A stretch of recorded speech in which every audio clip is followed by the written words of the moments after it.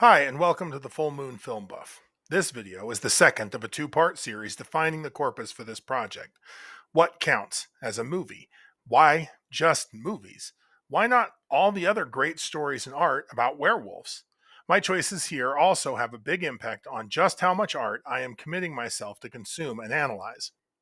Werewolves have a long history of folklore, legend, myth, and art. And that is the problem.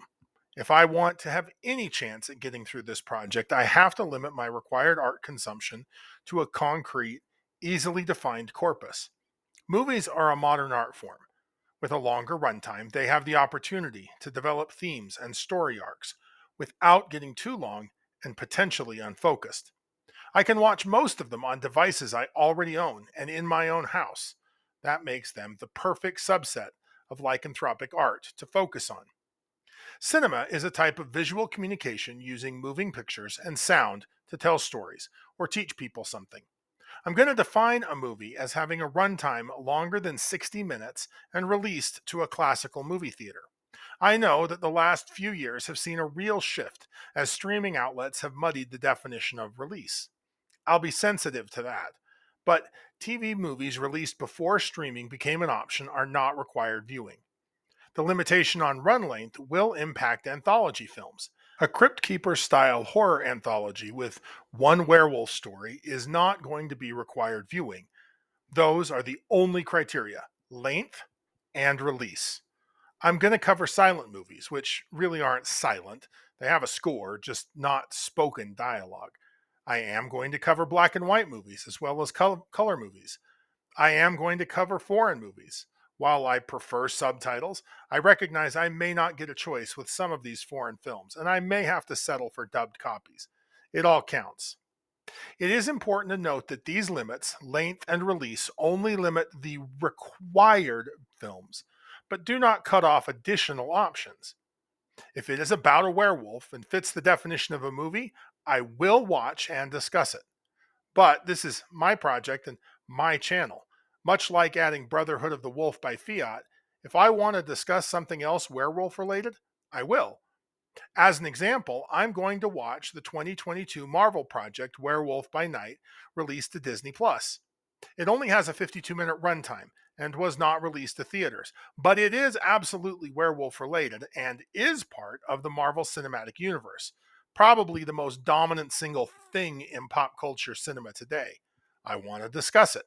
So, what other types of werewolf related art might I consider? Well, for starters, there are shorts. I have no immediate plans to add short films, and there are real challenges to putting together any kind of authoritative list of all short films about any subject, including werewolves. Television shows have their own benefits and challenges for this project. I know of at least a dozen shows about werewolves, most made within the last 2 decades. Supernatural shows like Grimm, as an example, have a major character who fits our definition of a werewolf. A television show creates a lot of material to dive into, but therein lies the problem. Take the Teen Wolf television show as an example. 6 seasons, 140-minute long episodes. That's over 66 hours of content, more than 30 movies, plus a web series? I'm interested in digging into that, but it's far more efficient for me to watch 30 different werewolf movies than it is for me to watch one TV show. It's even more tricky to think about tacking a supernatural or horror genre TV show that only occasionally tackles lycanthropic characters and themes. Something like Supernatural is 15 seasons long, 327 episodes, over 218 hours to watch. That alone would increase the amount of time I have to dedicate to this project by 50%. But while werewolves get mentioned a lot, they only show up in, checking the wiki entry, 15 episodes. Do I watch the entire series so I have all the context for the times werewolves show up?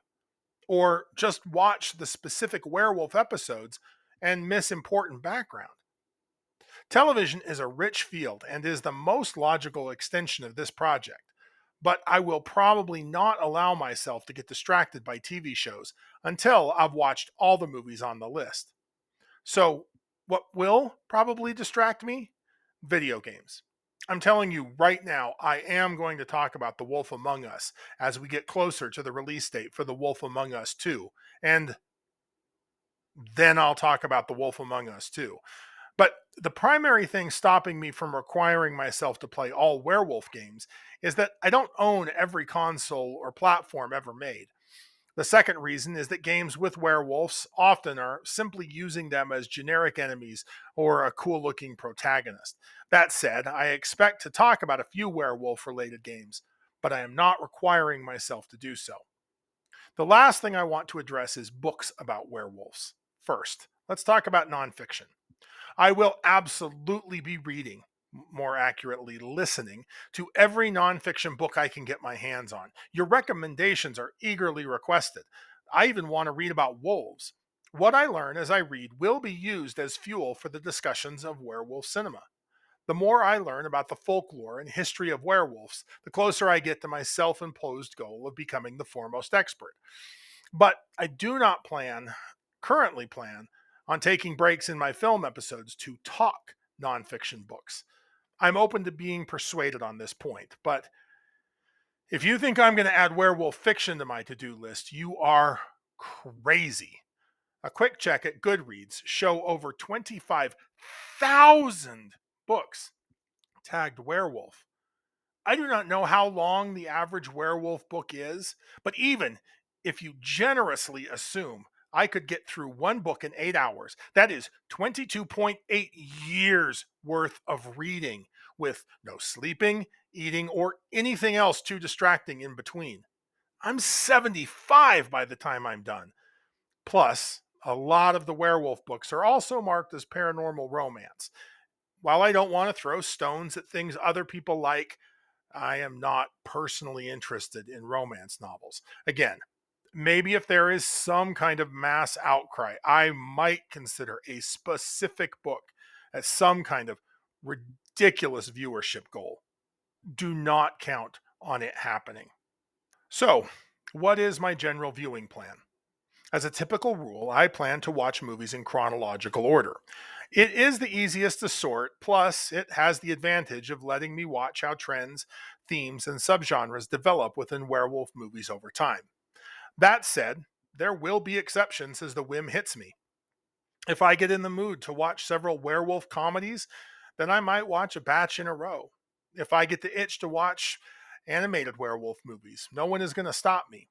I will generally try to let you know what I am watching next so that you can follow along if you want. I am curious if you have any input on how to handle remakes. I'm going to watch remakes. I feel like that is obvious, but I vacillate between wanting to let the remake come up when it comes up naturally versus watching it soon after I watch the original. The better to let me comment on changes and updates the newer version may have made to the original source material. Let me know what you think in the comments. In the description below this video, you will find a link to a Google Sheet containing the entire list of movies currently on my to-watch list. I would love it if you fellow fans take a look at that list. If you know of a movie I am missing that you think meets the criteria I have spelled out in these two videos, please leave a comment and make your argument. Tell me what I missed and why I should watch it. Keep in mind, sometimes film titles get changed after a release. You may be recommending a movie I already have on the list under a different title. But I do expect the corpus to grow over time, because new werewolf movies will be released between now and when I complete the project. Also, because you fine fans will point me to additional examples. Additionally, if you have any ideas on how I can watch some of these movies, please add that information as well. A lot of these films are not streaming anywhere I can find. That could change over time, and I will keep checking. Some of these movies I might have to try to find a Blu ray, DVD, VHS, or Laserdisc copy, or some other, even more archaic distribution method like actual film, and a way to watch said archaic copy of the film. Or find an opportunity to see these movies screened, if that's even possible. Tracking down those odd copies is going to take work, and any help you fellow werewolf film fans can offer will be greatly appreciated. So, if you enjoy lycanthropes on the silver screen, like and subscribe. Keep your eye on the moon and a silver bullet in the chamber.